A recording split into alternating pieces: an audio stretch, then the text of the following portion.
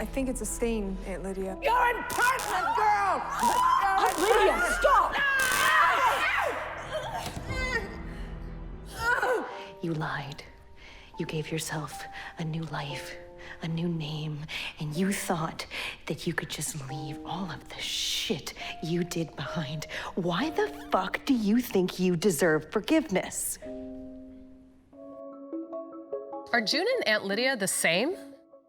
To unpack this big question, I have the help of Ever Carradine, who plays Gilead wife Naomi Putnam, and Max Minghella, the mysterious and magnetic Nick. How does it feel to be called magnetic? I assume my mother paid you to say it. It's very fitting. It's extremely fitting. So I'll start with you, Max. To what degree now are you seeing June and Lydia sort of becoming the same? I'll be honest, I'm slightly flummoxed by the question. I mean, I see June as a very heroic character. Okay. And Aunt Lydia less so. Yes. Although I guess it does insinuate that Aunt Lydia might find her moral compass. Right, and I think Lydia sees herself as a hero in her own mind, right?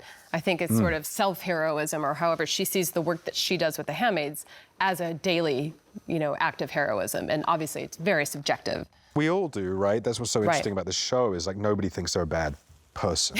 Right, and that's what makes it all so murky when we talk about the morality, because Fred is just exacting the will of Gilead, and Serena is just following his lead. Well, the thing that I think is interesting, like just watching sort of the build of the seasons, is the collective effect that Gilead is having on everybody's soul and person. It's weighing on everyone. Everyone, and it's weighing on everybody in a different way, but it feels like it may be weighing on June and Aunt Lydia in a similar way. So we've seen both Lydia and June exact their rage on aunts.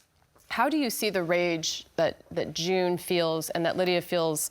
How do they use their rage in different ways to hurt people? And do you see them as being the same in that respect? And in that way, I sort of do. Yeah, well, and also, I mean, you're connected in rage because you can't control it, right? So those are those moments where those two people who are so usually in control kind of lose it. And that's a great point, and sorry to interrupt, that we do seem to see that happening now where it's literally boiling over in both of them. Right, her rage is coming out to make herself feel better, I think, emotionally. And I think like self-care in a way. Yeah. She's finally allowing herself to be angry. Well, because she's finally allowed to be angry. Right. And I think Aunt Lydia is just angry that she's losing control. And she's sort of using her old tricks to show her power.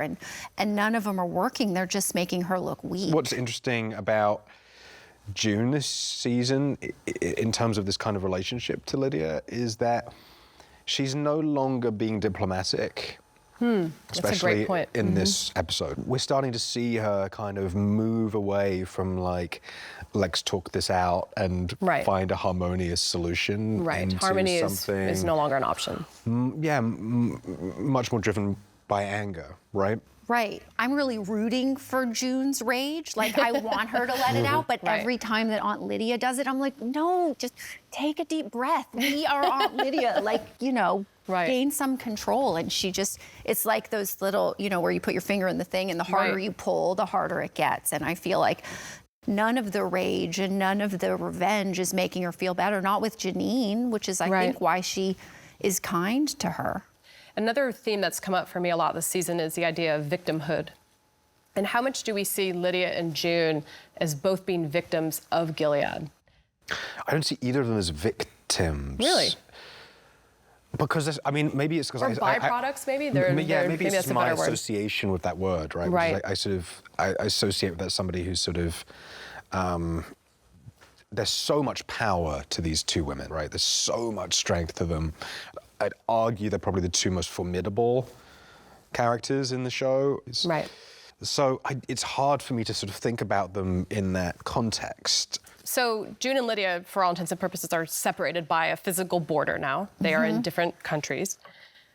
Are they still adversaries? Are they still fighting despite their distance? I mean, I think that they're probably fighting the wounds that they inflicted on one another. And I guess a lot of that is going to end up on Janine's shoulders. Right. Because... Which is unfair to Janine. Right, but then Aunt Lydia tells Janine that June left her. So she's trying to Right. get Janine sort of on her side. And I don't think Janine really takes sides. Poor Janine. She's, she's my girl.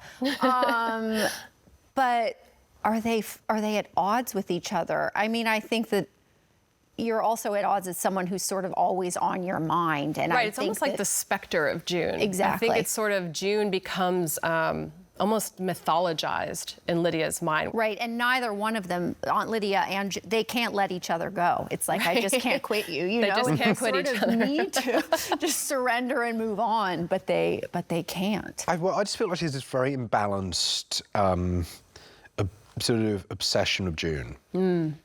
It feels like From day one. Yeah. Yeah, but especially now. It's Especially like now.